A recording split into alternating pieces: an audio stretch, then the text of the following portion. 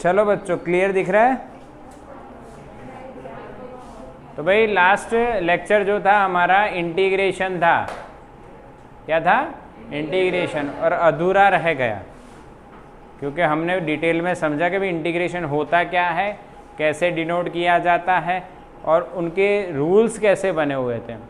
और एक ही रूल में दो बातें होती हैं जो समझाई मैंने आपको। कौन सी?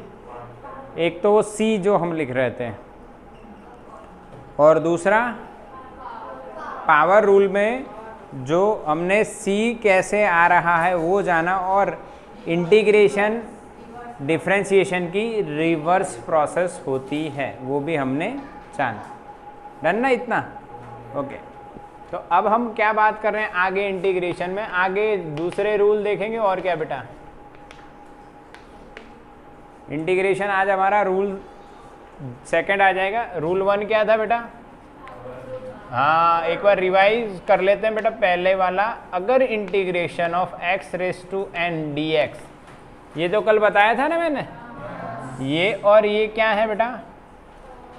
ऑपरेटर है। ये सिंबल बताता है आपको इसका इंटीग्रेशन करना है किसके रिस्पेक्ट में?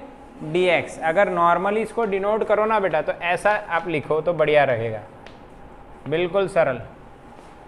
f ऑफ x का मतलब ये x का फंक्शन होगा, यानी ये जो इक्वेशन होगा उसमें x आता होगा और उसका डिफरेंशिएशन करना है x के रिस्पेक्ट में, सॉरी इंटीग्रेशन करना है, और ये इंटीग्रेशन का सिंबल होता है। ठीक है बच्चों, समझ में आया ना? पावर रूल क्या था बेटा? एक पावर बढ़ेगी और वही डिनोमिनेटर में आ जाएगी। तो लिखा जाएगा यहाँ पे x raise to n+1 upon n+1 plus c, और एक कंडीशन के साथ था। वो कंडीशन आपको जरूर से याद रखनी है, n is not equals to -1। अगर -1 हो तो क्या? वो भी एक बात हो गई।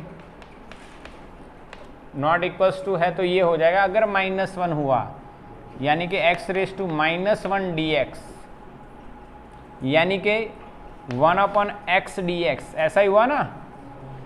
तो क्या लिखेंगे? इसका इंटीग्रेशन होगा बेटा ln x। क्या होगा? ln x। What is ln? log base e। log base e क्या होगा बेटा? log उस पे बेस रह जाएगा बेटा e का। ठीक है, clear? Okay, log base e। चलो तो आगे बात कर लेते, कहानी को आगे बढ़ाते हैं बेटा। देखो ध्यान से समझना है आपको। अब ये ln, ये तो समझ में आ गया ना, ये 1/x होता है, x रेज़ टू माइनस, तो 1/x का इंटीग्रेशन ln x हो गया। अब ln के बारे में आपको जानना है, व्हाट इज ln? तो ln x का मतलब होता है बेटा log बेस e x। क्या होता है बेटा? log बेस कौन सा है? e x। अब आप कहोगे ये तो हमने पढ़ा हुआ है, देखा हुआ है, इसका एक और रूप होता है log बेस 10 होता है। क्या होता है? log बेस 10 होता है। log बेस 10 में अगर आपको जाना है तो आपको 2.303 से मल्टीप्लाई करना है, तभी आप ln x में से कहाँ चले जाओगे? log बेस 10 में चले जाओगे। log बेस e से log बेस 10 में जाना है तो एक कन्वर्जन फॉर्मूला दे रहा हूँ मैं आपको कि भाई इस तरह से जाना है। समझ में आया? क्लियर है कि नहीं? बिल्कुल सरल तरीका है बेटा, बिल्कुल सरल तरीका है, इजी तरीका है। आपको ये याद रख लेना है। हालांकि इसका प्रूफ भी है, जो प्रूफ भी हम देख सकते हैं, बट वो log बेस है, आपको उसकी देखने की कोई ज़रूरत नहीं है, चलेगा। ये आप ऐसे याद रख सकते। बाकी देखना हो तो आपको log के रूल्स आने चाहिए। एडिशन हो तो मल्टीप्लिकेशन होता है, सब्ट्रैक्शन होता है तो डिवीज़न होता है, फिर बेस का ट्रांसफॉर्मेशन भी आप कर सकते हो कि भाई अगर ई बेस है तो आप 10 में जा सकते हो, ए बेस है तो बी ले जा सकते हो। There are some rules of logarithm, तो उसके हिसाब से ये आप प्रूव कर सकते हो बिल्कुल ईजीली। पर आप क्या जाने, what is the integration of 1/x ln x, सही है ना। ये आपको याद रखना है कि 1/x का इंटीग्रेशन क्या हो रहा है, ln x, not log base 10, log base e। क्या होगा बेटा, log बेस e होगा। तो ये फर्स्ट रूल हमारा पावर रूल के हिसाब से खत्म हो जाता है, बिल्कुल इजी। और अब मैं बात करता हूं, अगर इक्वेशन हो जिसको हमने बोला था रूल कि भाई इंटीग्रेशन डिफरेंशिएशन बेस थ्योरम है, बोला था कि नहीं, उसी तरह से इंटीग्रेशन भी क्या है, बेस थ्योरम है। अब ये बेस थ्योरम वाला रूल है क्या बेटा, कि जो इंटीग्रेशन और डिफरेंशिएशन होते हैं ये ब्रैकेट के अंदर एंटर हो जाते हैं। क्या हो जाते हैं, ब्रैकेट के अंदर एंटर हो जाते हैं। जैसे कि हम लोग अगर ऐसे देखें, x² प्लस x³ इसका इंटीग्रेशन अगर आपको करना है तो आंसर क्या आएगा बेटा। तो आप कहोगे सर ऐसा कैसे करना है, तो इंटीग्रेशन अंदर आ जाएगा x² dx plus integration of x³ dx, ठीक है। तो अब क्या लिखा जाएगा answer, x³/3 plus x⁴/4 plus c। आया समझ में। ये तो कोई बड़ा लॉजिक नहीं है, ब्रैकेट के अंदर इंटीग्रेशन एंटर हो जाएगा जैसे डिफरेंशिएशन होता था।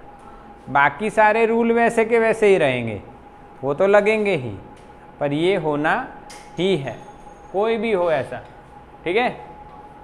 चलो एक और एग्जांपल देख लेते हैं ध्यान से। Integration of x plus x² plus x³, इसका क्या होगा डायरेक्टली अब बताओ, x²/2 plus x³/3 plus c, constant जो भी होगा। ये सिंपल आप कर रहे हो इसको सॉल्व बिल्कुल इजीली, ऐसा समझ में। बट एक और बढ़िया सा देखते हैं, आइए। अब कांस्टेंट मल्टीप्लिकेशन में जो डिफरेंशिएशन में था कांस्टेंट मल्टीप्लिकेशन में वैसा ही यहाँ पे होगा। तो देखो कैसे, अगर मैंने लिखा यहाँ पे 5x plus 2x² plus 3x³ dx, तो क्या बच्चों 5 का इंटीग्रेशन होगा, नहीं। तो 5 एज इट इज, x का क्या होगा, x²/2, समझ में आया। 5 एज इट इज, x का x²/2 plus 2x³/3 plus 3x⁴/4 plus c। आया समझ में।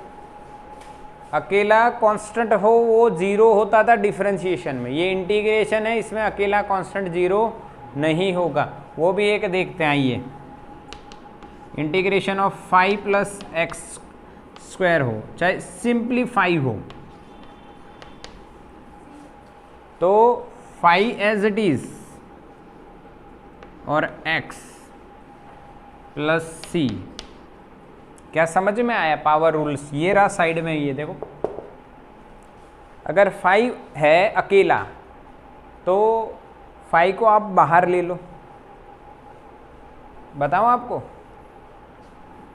5 constant, integration of nothing dx, nothing means what, 1, nothing means what, 1, 5, 1 को क्या x की 0 पावर लिख दें, 1 को क्या लिख सकते हैं हम लोग, x की 0 पावर। तो x की 0 पावर का इंटीग्रेशन क्या होगा, 1 पावर बढ़ेगी वही नीचे आएगी। बोलो समझ में आया। थोड़ा सा ध्यान रखना है यहाँ पे। फाई अकेला कांस्टेंट बाहर आ गया, तो अंदर क्या बचा 1।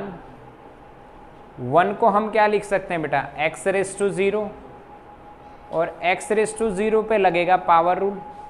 पावर रूल क्या करेगा, 0 पावर है तो 1 बढ़ाएगा, तो x अपॉन 1, तो आंसर इज x।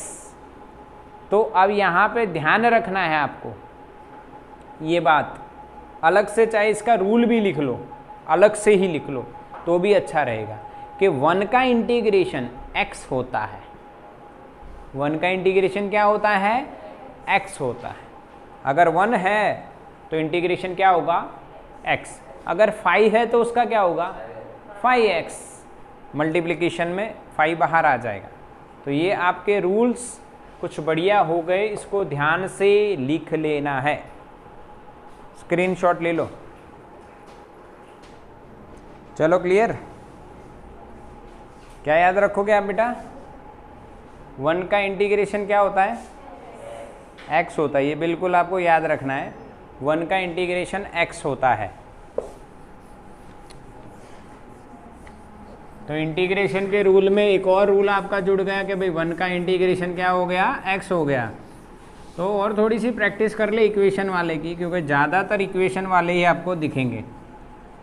ज़्यादातर कितने एग्जाम्पल कर लिए हमने अभी, 3-4 कर लिए ना, तो और कर लेते हैं। देखो इक्वेशन वाले की, मान लो बेटा अगर हम ऐसा सोचें कि यहाँ पे मैंने 1 + 2x + 3x² ऐसा मैंने कुछ रखा, तो आप इंटीग्रेशन करोगे तो आंसर क्या आने वाला है, 1 का इंटीग्रेशन बेटा x + x² + x³ + c। क्या सही है, सही है। आप सोच रहे हो कि सर कांस्टेंट 2 था गया, नहीं कट हो गया, क्योंकि 2/2 आ जाएगा इधर, 3/3 आ जाएगा। देखो 2 एज इट इज, x का x²/2, 3 as it is, x का x² का x³/3। तो फाइनली हम क्या लिखेंगे इस तरह से, समझ में आया ये। तो कई बार ये चीज़ भी आपको डायरेक्टली ध्यान लेनी है, भाई यहाँ पे एक स्टेप एक्स्ट्रा लिख रहे हैं हम लोग। एक और बार देख लीजिए, integration of 5 + 3x² + 4x³ dx, बताओ क्या होगा। 5 एज इट इज, उसका x 1 का x³ + x4 + c। डायरेक्ट लिखा, ये स्टेप नहीं लिखी देखो, क्योंकि 3 फिर x³/3, तो 3 कट, 4x⁴/4, 4 कट हो जाएंगे। तो ये आदत आपको डाल लेनी है, इसीलिए तो करवा रहा हूँ कि आदत पड़े आपको कि डायरेक्टली करना है, क्योंकि जब सम में आप देखोगे तो ये कुछ स्टेप ऐसी की नहीं गई होंगी, डायरेक्टली लिखा होगा। अब यहाँ पे कहीं पे भी प्लस माइनस कुछ भी हो सकता है, डिवीज़न वगैरह भी हो सकता है। एक और एग्जांपल मैं आपको देता हूँ, 1/2 + x²/2 + x⁵/7, बीच में कहीं पे माइनस कुछ भी हो सकता है, dx इंटीग्रेशन। इसका आंसर क्या आएगा, तो नीचे जो 2 है वो तो कांस्टेंट क्या लिखा जाएगा बेटा, x/2। समझ में आया, 1 का।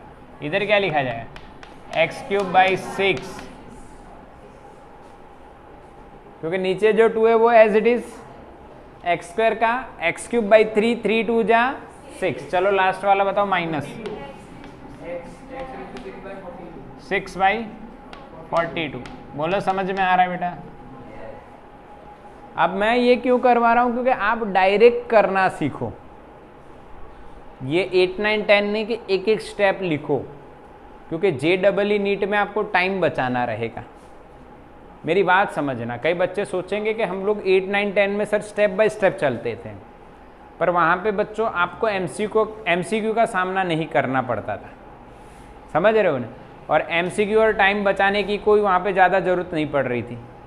यहाँ पे आपको टाइम भी बचाना है और MCQ भी करना है, तो MCQ में आपकी स्टेप बाय स्टेप चेकिंग नहीं होगी। सही आंसर लाना और स्पीड में लाना, वो क्वालिटी आप में होनी चाहिए। तो ये वही तरीका है। बाकी आप एक एक स्टेप लिखते जाओ तो बहुत लंबा हो सकता है। ठीक है, चलो आगे बात करते हैं एक एग्जाम्पल की। और मान लो मैंने एक्स क्यूब यहाँ पे लिखा है प्लस एक्स रेस टू -1 है प्लस एक्स रेस टू 7 है dx। चलो बताओ इंटीग्रेशन क्या होगा। इसका x रेस टू 4/4 हो जाएगा प्लस ln x। हाँ, अभी पावर में नहीं है, ये क्या है बेटा, ये ln x है। ठीक है, और यहाँ पे x raise to 8/8 plus c। बोलो समझ में आया। तो ये इक्वेशन के फॉर्मेशन को आप समझ रहे हो बिल्कुल बढ़िया से। ठीक है, स्क्रीनशॉट ले लो, इसको पक्का करो। डिफरेंशिएशन जैसा ही है, बिल्कुल वैसा का वैसा है।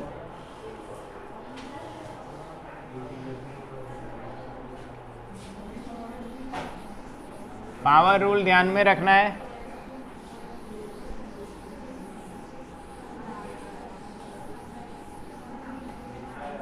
अब हम लोग थर्ड या फोर्थ रूल पे आ गए ना। थर्ड, ट्रिग्नोमेट्रिक फंक्शन हो और उसमें सारे नहीं देखने हैं, सिर्फ मैं दो ही देखने की बात करूंगा, साइन और कॉस। और यही यूज होता है फिजिक्स में। मैथ्स वालों बच्चों को डिटेल में साइन कॉस टैन कॉट और बहुत सारे 2 चैप्टर होंगे इंटीग्रेशन का, पार्ट 1 और पार्ट 2, तो वो डिटेल में पढ़ेंगे। हमें इतना डिटेल में नहीं जाना है। Integration of sine x dx क्या हो जाएगा बेटा, माइनस कॉस एक्स प्लस सी।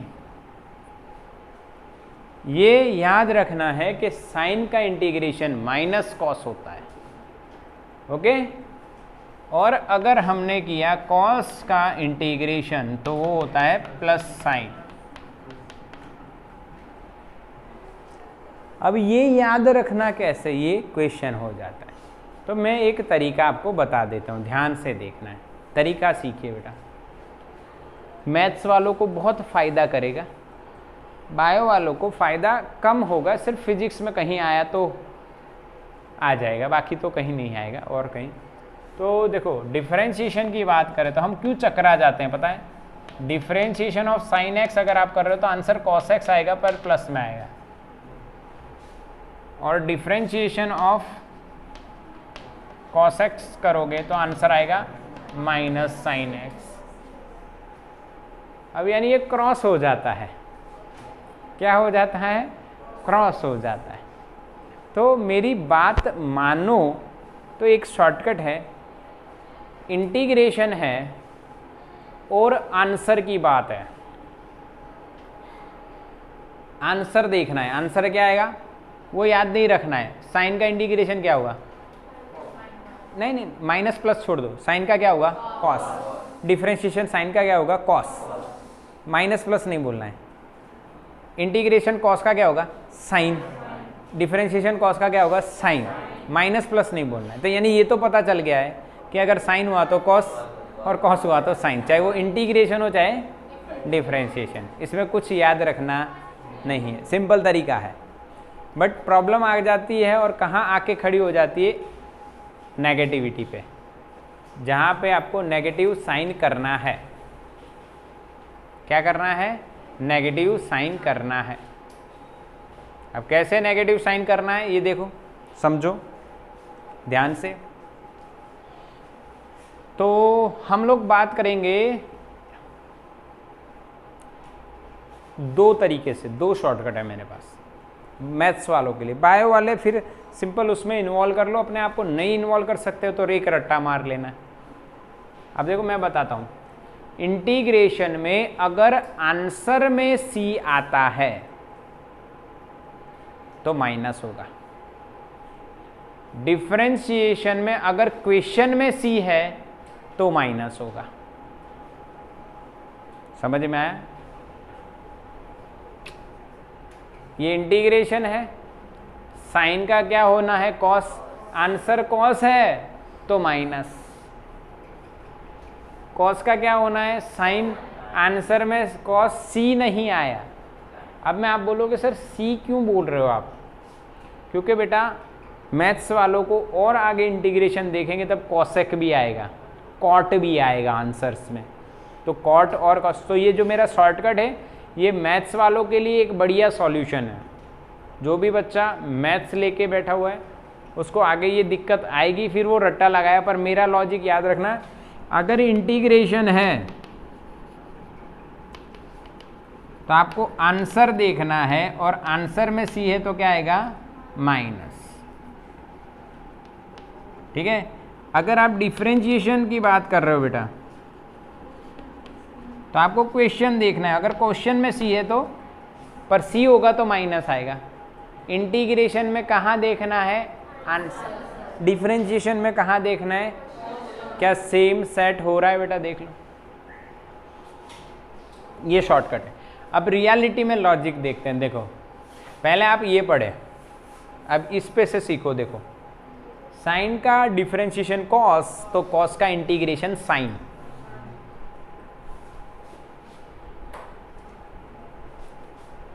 कॉस का डिफरेंशिएशन माइनस साइन, तो साइन का इंटीग्रेशन ये माइनस इधर आ जाएगा, माइनस कॉस।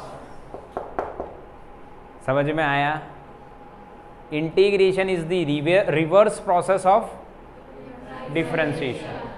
समझ में आया कि नहीं आया? बिल्कुल समझना है तरीका। देखो साइन का इंटीग्रेशन क्या होता है बेटा, कॉस, सॉरी डिफरेंशिएशन। साइन का डिफरेंशिएशन क्या है, ये कॉस है, तो कॉस का इंटीग्रेशन क्या होगा, साइन। कॉस का डिफरेंशिएशन क्या आ रहा है, माइनस साइन। तो सिर्फ साइन का इंटीग्रेशन अगर आप करते हो तो ये माइनस इधर आ जाएगा, माइनस कॉस। मैंने क्या याद रखा हुआ है, मेरे को ये भी याद है क्योंकि मैं मैथ्स लेके आगे बढ़ा था।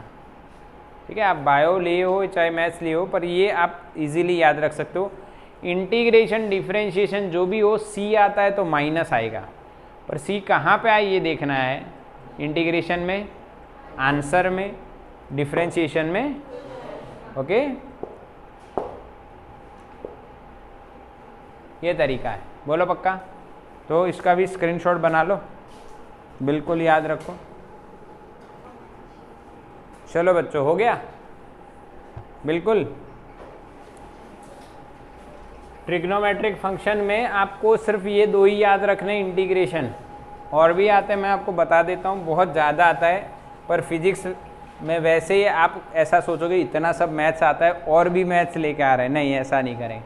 हम लोग एक लिमिटेड पार्ट पे रहेंगे, जो सिर्फ आपका फिजिक्स में जिसका इंटीग्रेशन यूज़ होता है वही हम देखने वाले हैं। देख तो हम बहुत कुछ सकते हैं, ऐसा कुछ भी नहीं, बट लिमिटेड करेंगे। फोर्थ आपका रहेगा एक्सपोनेंशियल फंक्शन। याद है बेटा? हाँ, कुछ भी नहीं करना है सर इसमें, तो आप ऐसा बोलोगे e raise to x d x is equal to e raise to x plus c. कुछ भी नहीं करना है, जो है वही रखना है, जो है वही रखना है। डिफरेंशिएशन में भी यही था ना, अगर ई रेस टू एक्स है तो एज इट इज रख देना है, कुछ भी नहीं करना है। बिल्कुल सिंपल। तो और अब आगे बात कर लेते हैं थोड़ी सी। देखो क्या बात करना है हम लोग। अब इसमें भी मल्टीप्लिकेशन, डिवीज़न वगैरह वगैरह ये रूल्स आते हैं, पर ज़्यादा यूज़ नहीं होते हैं, ज़्यादा यूज़ नहीं होते हैं मल्टीप्लिकेशन और डिवीज़न। हाँ, पर मल्टीप्लिकेशन कहीं पे अगर आपको देखने को मिल गया तो आप कैसे करोगे वो आपको समझना है। इसमें u इंटू वी हुआ तो उसमें क्या करते थे, यू वी। रूल क्या था मल्टीप्लिकेशन का, एक का डिफरेंशिएशन करना है, दूसरे को छोड़ देना है, दूसरे का करना है, पहले को छोड़ देना है, बीच में प्लस आता है। ओके, ये तरीका हमारा था। ठीक है, वो आपको इसमें नहीं करना है। ठीक है, इसमें कोई पूछा नहीं जाएगा। मैं अगेन कह रहा हूँ, फिजिक्स में नहीं आएगा इसलिए उसको मत कर, कोई ज़रूरत नहीं है। हाँ, पर फिजिक्स में इसमें एक और बात आ जाती है, जैसे कि हम लोग चेन रूल देखे थे, वो इसमें थोड़ा सा देख लेते हैं। बस फिर हमारा इंटीग्रेशन खत्म। फिर यानी फिजिक्स के लगता, आगे मैथ्स वाला तो बहुत लंबा चलेगा, फिजिक्स के लगता चेन रूल। अब चेन में भी दोनों में चेन आती है तो तकलीफ होती है। अच्छा, अब मैं कहानी आपको समझा देता हूँ चेन की। चेन आए तो डिफरेंशिएशन करना है।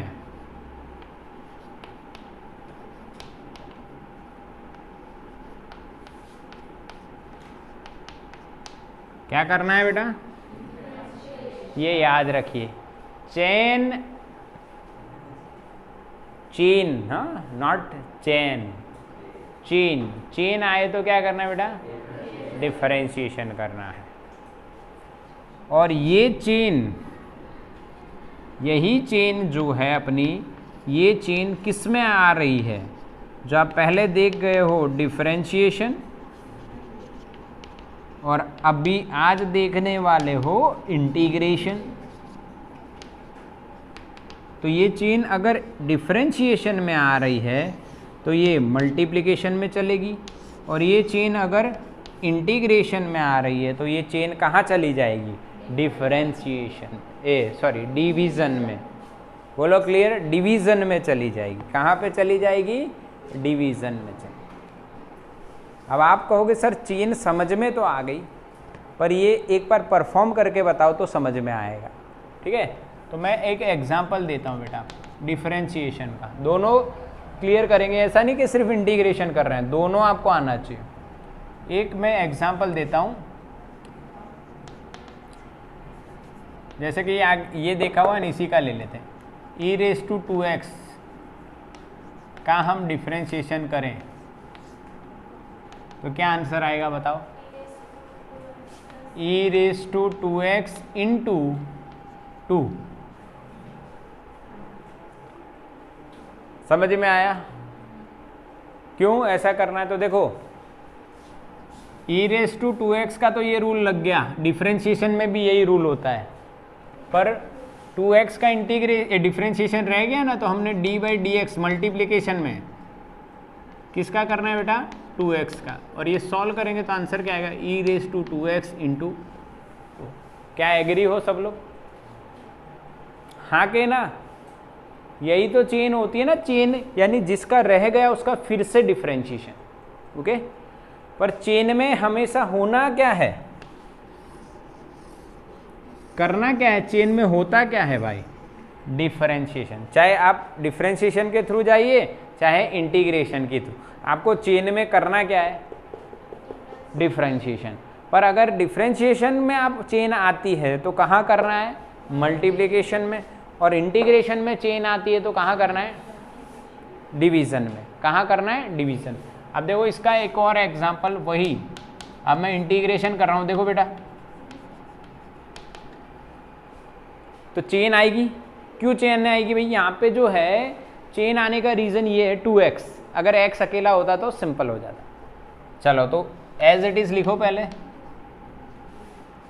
अब चेन तैयार करो, चेन आप तैयार करो तो उसमें आप किसका डिफरेंशिएशन करोगे? 2x का। कहाँ करोगे? डिवीज़न में। तो differentiation of 2x plus c तो आपका है ही, सॉल्व करोगे तो क्या आएगा बेटा answer? e⁻²x upon 2 plus c। क्या दोनों समझ में आए? इसीलिए दोनों साथ में किए हैं, आपको समझ में आए इसलिए। चेन में क्या करोगे आप? चेन के अंदर क्या होता है? डिफरेंशिएशन होता है। कहाँ होता है? अगर डिफरेंशिएशन में चेन रूल आता है तो मल्टीप्लिकेशन में होगा, और इंटीग्रेशन में चेन रूल आता है तो डिवीज़न में। चलो एक और एग्जांपल देखते हैं बेटा, घबराना नहीं है। जब तक पक्का नहीं होगा तब तक छोड़ेंगे नहीं, जब तक तोड़ेंगे नहीं तब तक छोड़ेंगे नहीं। सुना है ऐसा डायलॉग? ये वैसा ही, जब तक पक्का नहीं हो तब तक ऐसे कि सेम टू सेम एग्जांपल बताता रहूँगा। ये 2 नंबर ही देंगे हम लोग, क्योंकि हम लोग यहाँ पे दोनों देख रहे हैं। चलो डिफरेंशिएशन आप मुझे बताइए, साइन का क्या होता है बेटा? कॉस। पर मान लीजिए साइन 2x होता तो आप क्या करते बेटा? cos 2x इंटू, अब चेन आ गई ना, 2x का करना पड़ेगा फिर से, तो d/dx ऑफ 2x, तो क्या लिखोगे बेटा, cos 2x इंटू 2। समझ में आया? पक्का ना? अब मैं आपको एक बात बता दूं बेटा, इसका डायरेक्टली आप बोल सकते हो, अब बताए क्या, cos 2x इंटू 2, क्या बोलोगे, cos 2x इंटू 2, डायरेक्टली बोलोगे। अब यही अगर इंटीग्रेशन में होता तो क्या होता, देखो sin 2x का क्या मेरे बच्चों, माइनस कॉस हो जाएगा, डिवीजन में डिफरेंशिएशन होगा, किसका होगा, 2x का प्लस c, तो आंसर हमारा क्या रहेगा बेटा, minus cos 2x upon 2 plus c। बोलो पक्का, हाँ कि ना? समझ में आ रहा है ना? तो इसका भी आप स्क्रीनशॉट ले लो बेटा। क्लियर ना? स्क्रीनशॉट ले लिया? ओके। और बात भी समझ लिया आपने कि भाई चेन कैसे लगेगी। चेन में क्या होगा बेटा, चेन में क्या होता है, डिफरेंशिएशन। ये चेन कहीं भी आ सकती है, हाँ कि ना? चेन कहीं भी आ सकती है, यानी डिफरेंशिएशन में भी आ सकती है और इंटीग्रेशन। अगर डिफरेंशिएशन में चेन आएगी तो कहाँ जाएगी, मल्टीप्लिकेशन में, यस। और अगर इंटीग्रेशन में चेन आती है तो कहाँ जाती है, डिफरेंशिएशन में। चलो और प्रैक्टिस तो करवानी ही पड़ेगी, और प्रैक्टिस तो आपको करवानी ही पड़ेगी। चलो देखते हैं, इधर देखिए। अगर मैंने लिखा बेटा x⁵ प्लस साइन 3x, इसका अगर आपको इंटीग्रेशन मैंने पूछा तो आप मुझे क्या आंसर देने वाले हो। ये चेन के साथ आ रहा है, देखो 3 रूल आ रहे हैं इसमें, कितने, 3। पावर रूल, साइन का क्या होगा, और उसके अंदर भी चेन, समझ में आ रहा है। चलो तो करते हैं, आंसर बताना है सबको जल्दी से। x⁵ हो जाएगा बच्चों, प्लस साइन का minus cos 3x/3 plus c। क्या बच्चों को समझ में आया? साइन का माइनस कॉस, इंटीग्रेशन में आंसर देखना, और आंसर में c है तो क्या होगा, माइनस होगा। इंटीग्रेशन में क्या देखना, आंसर देखना, और आंसर में अगर c है तो क्या होगा, माइनस होगा। चलो समझ में आया। एक और, e⁵ x², कुछ नया, पावर का भी पावर, प्लस साइन x/2, इसका आपको करना है इंटीग्रेशन। तो बताओ बच्चों क्या होगा, e⁵x² as it is upon 2x। समझ में आया कि नहीं? e⁵x² एज इट इज, और जो x² है उसका डिफरेंशिएशन करने का, पर कहाँ जाएगी चेन, नीचे, तो क्या होगा 2x प्लस माइनस साइन का क्या होता है बेटा, minus cos x/2 as it is. अब नीचे क्या आएगा बताइए, 1/2, करेक्ट, 1/2 ही आएगा, क्योंकि x का 1/2 इज कांस्टेंट रहेगा। पक्का के नहीं? तो ये आप चेन रूल से समझ सकते हो। अच्छा एक और बात बताता हूँ, अगर मैंने पूछा आपसे इंटीग्रेशन e⁵2dx, क्या आएगा बेटा बताइए? इसका आंसर आता है e⁵2 इंटू x। हो सर ये कौन सा रूल लगाया?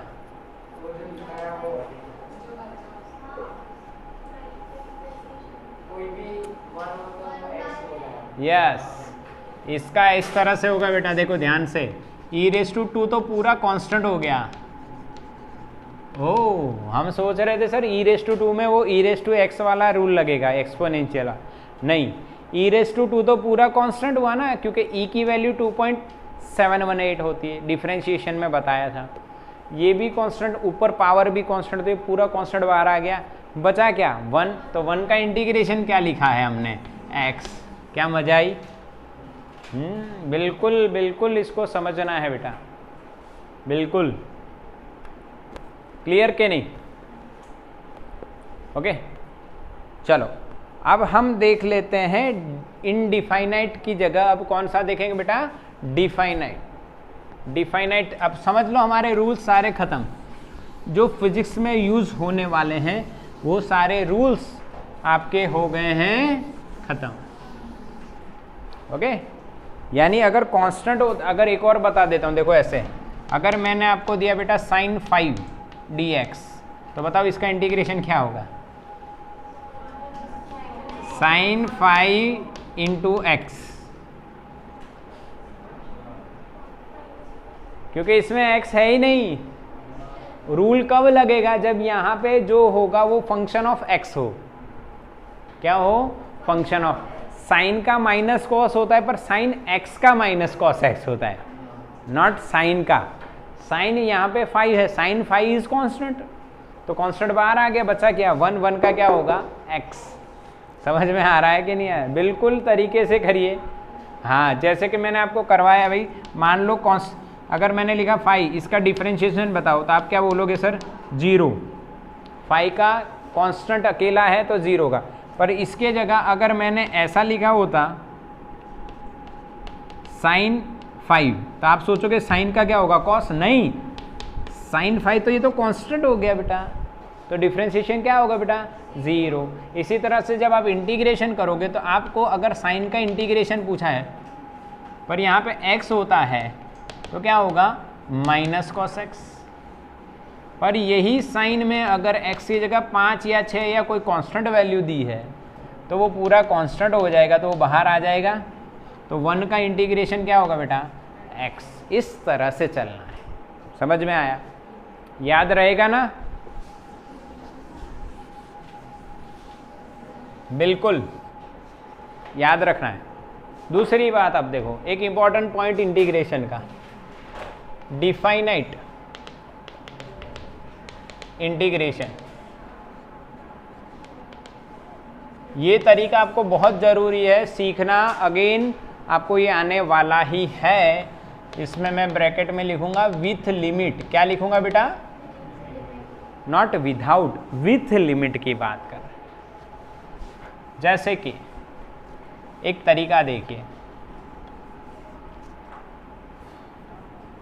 मैंने लिखा बेटा x² dx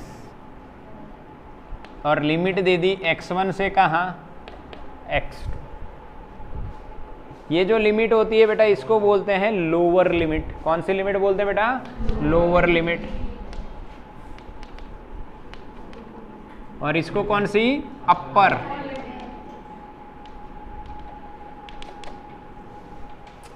ये आपको याद रखना। यानी कि आप इंटीग्रेशन कर रहे हो, देखो 0 से स्टार्ट हो रहे हो। आप कहाँ तक इंटीग्रेशन कर रहे हो बेटा? x2।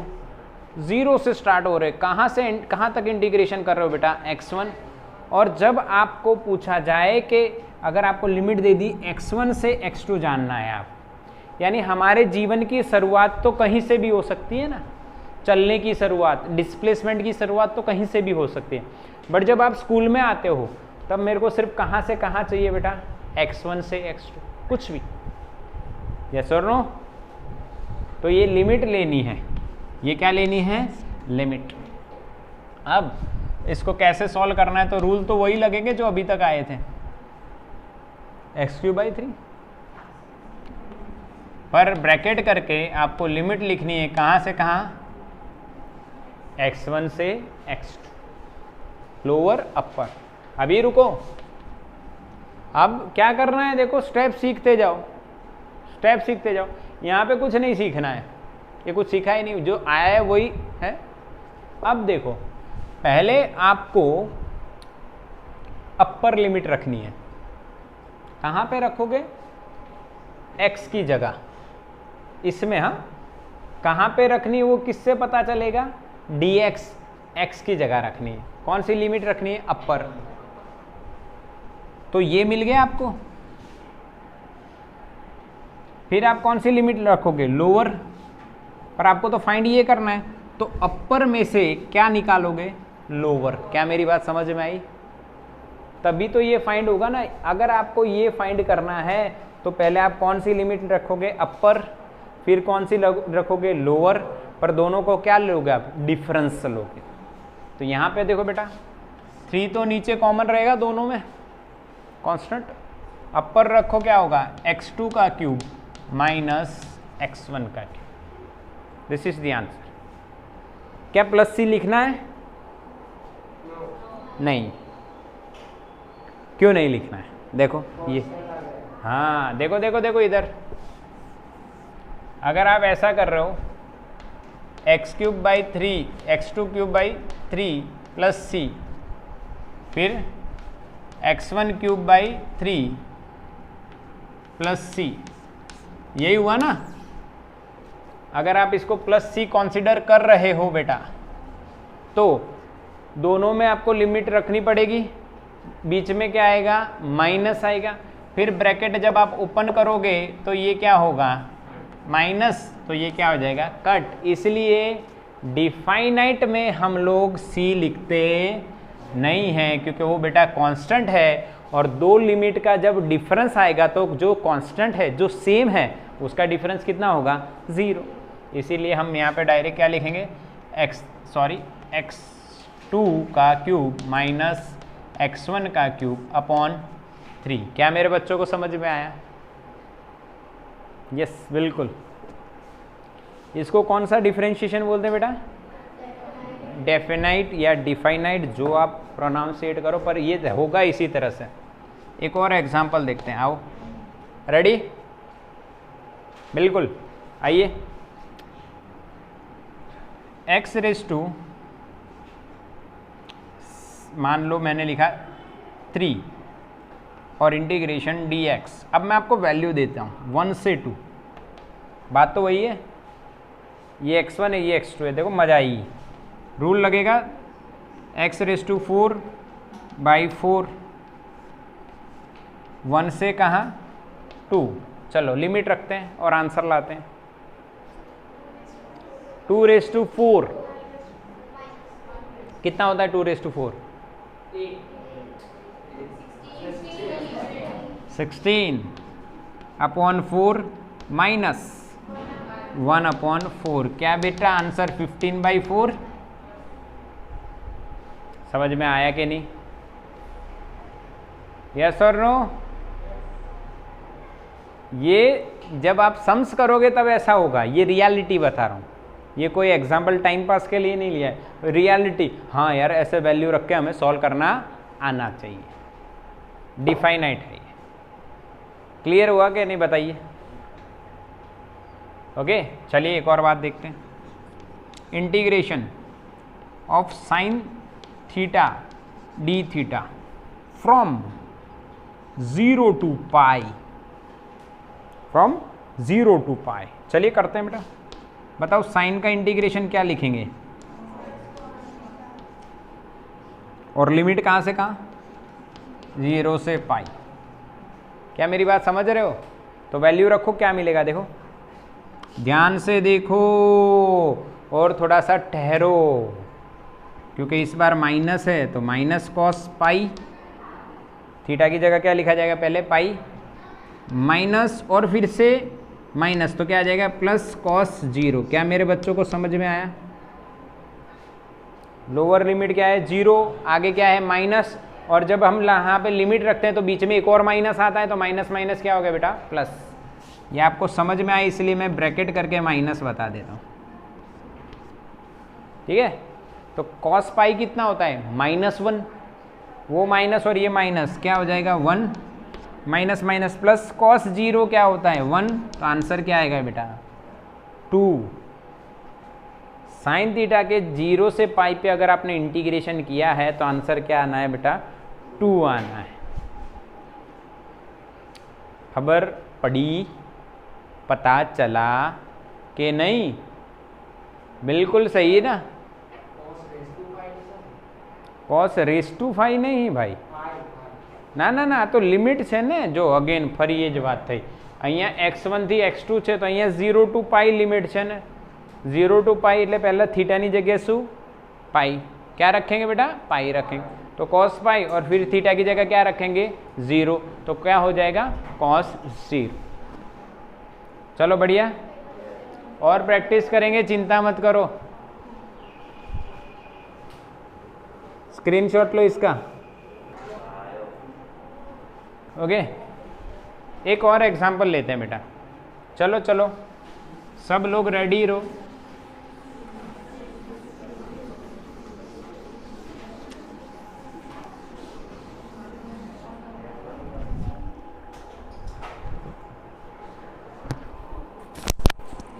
चलो एक और एग्जाम्पल देता हूँ,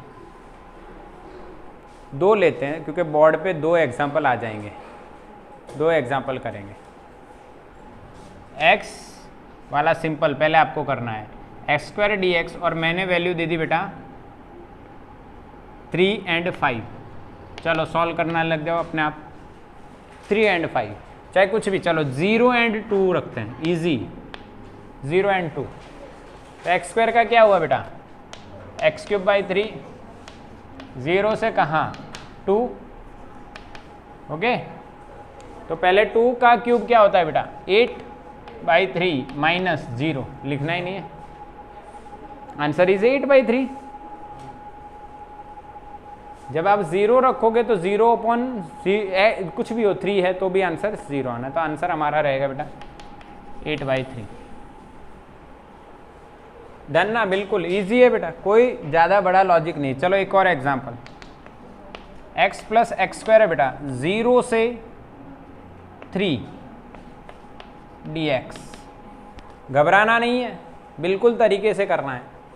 x का क्या होगा बेटा x²/2 प्लस x² का क्या होगा x³/3, और लिमिट कहाँ से 0 से 3।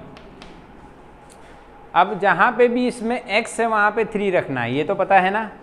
तो देखो बेटा ऐसे बनेंगे दो ग्रुप, पहले में कौन सी लिमिट रखी जाती है अपर, दूसरे में कौन सी रखी जानी है लोअर। अच्छा दूसरे को तो छोड़ दो, अंडा आएगा, क्यों, ये भाई 0 तो ये 0 0 ही होने वाले हैं, तो रखनी सिर्फ कौन सी है अपर। कितना 3 का स्क्वायर 9/2 प्लस 3 का क्यूब /3, ये कट होगा 9 27/2। सही है, देखो चेक करो, सही है ना।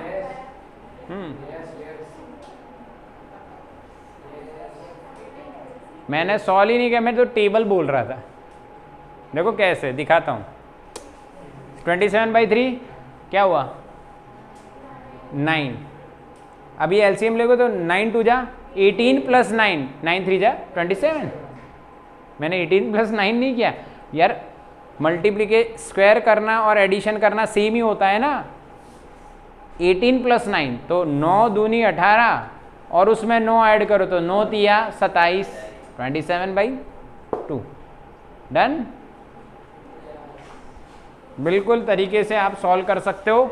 इस तरह से आपको डिफाइनाइट इंटीग्रेशन करना है, अपर माइनस लोअर ही करना है। क्या करना है अपर, फिर वो ट्रिग्नो हो, फिर चाहे वो एक्सपोनेंशियल हो, फिर चाहे वो फंक्शन हो, पावर रूल हो, तो आपको करना क्या है बेटा अपर माइनस लोअर। स्क्रीनशॉट ले लो इसका।